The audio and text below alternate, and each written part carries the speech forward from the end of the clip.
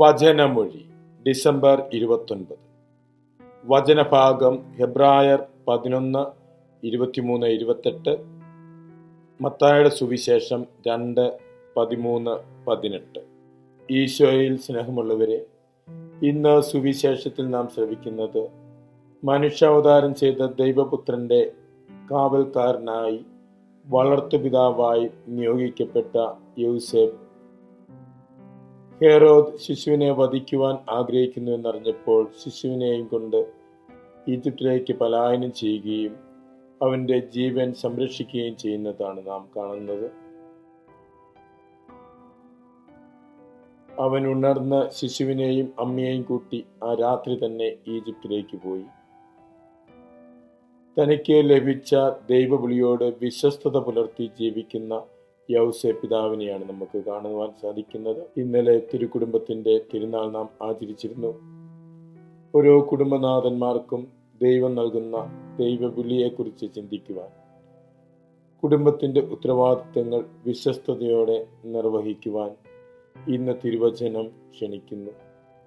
ദൈവത്തിന്റെ പദ്ധതിയോട് സഹകരിച്ച് പ്രവർത്തിക്കുവാനുള്ള വിളിയാണ് ഓരോ കുടുംബനാഥനും ലഭിക്കുന്നത് എന്ന് തിരുവചനം ഓർമ്മപ്പെടുത്തുന്നു. മിശിഹായ്ക്കുണ്ടായിരുന്ന അതേ അനുഭവത്തിലൂടെ കടന്നുപോയി ജീവൻ സംരക്ഷിക്കപ്പെട്ട ഒരു വ്യക്തിയാണ് മോശയുടെ ജനനത്തിലും അവനെ വധിക്കുവാനായി ഫറവോ ഒരുങ്ങുന്നു.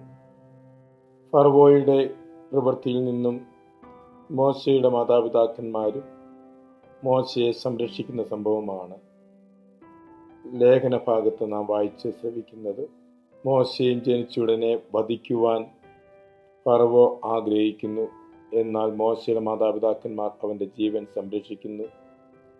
മോശ സ്വന്തം ജീവൻ സംരക്ഷിക്കുന്നതിന് വേണ്ടി ഈജിപ്തിൽ നിന്നും പലായനം ചെയ്ത് മിദിയാൻ നാട്ടിൽ പാർക്കുന്നു.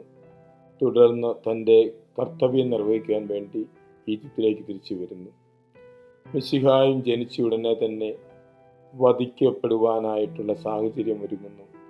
എന്നാൽ ജീവൻ സംരക്ഷിക്കുവാൻ ഈജിപ്തിലേക്ക് പോകുന്നു. തുടർന്ന് ഈജിപ്തിൽ തിരിച്ച് ഇസ്രായേലിലേക്ക് വരുന്ന കാര്യമാണ് പറയുന്നത്. ദൈവിക പദ്ധതിയെ മനസ്സിലാക്കുന്നതിനും ദൈവിക പദ്ധതികളോട് സഹകരിച്ച് തങ്ങളുടെ ജീവിത കർത്തവ്യങ്ങൾ നിർവഹിക്കുന്നതിനും ഓരോരുത്തർക്കും സാധിക്കണം. അതിനുള്ള ദൈവകൃപ നമുക്കിന്ന് പ്രാർത്ഥിക്കാം. നമ്മുടെ വിളിക്കനുസരിച്ച് പ്രവർത്തിച്ചുകൊണ്ട് ദൈവിക പദ്ധതിയോട് സഹകരിക്കുവാനുള്ള കൃപ നമുക്ക് പ്രാർത്ഥിക്കാം. മിശിഹാ നമ്മെ അനുഗ്രഹിക്കട്ടെ. ആമേൻ.